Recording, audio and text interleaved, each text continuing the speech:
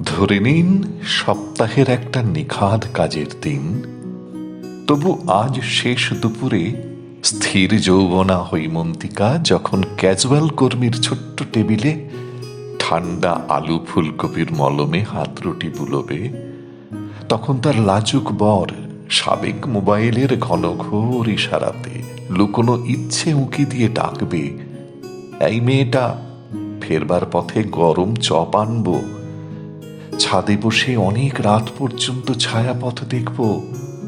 আর শুনে লজ্জায় গোলাপি হৈমন্তিকা তো বিয়ের 8 বছর পরেও মনে মনে যেন বলে, তাই চাই গো ভালো মানুষের পো।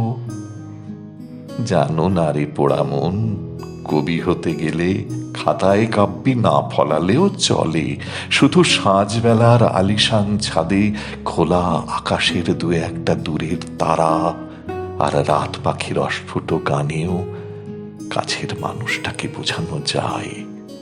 হাতরুটিকে বাটার নান মনে করে জিভে আলপটকা কামড় খাওয়া হৈমন্তিকা মাটি থরথর আবেগ সামলে শুধু বলতে পারবে, মরণ।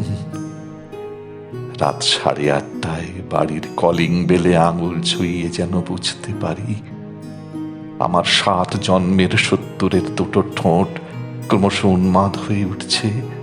ঘর পালানো ভালোবাসার চোরা টান ঠিক কি, সেটা আবার মুড়ি তেলে ভাজা আর তোমার হৃদয়ের গন্ধে বুঝতে চাই। মনে থাকবে? কি জানি কি বোঝানোর আছে, কি জানি কার স্পর্শ বুকের ভেতরটা কাঁপিয়ে দেয়, নারী নাকি ঋতু হেমন্তের ছায়াপথ।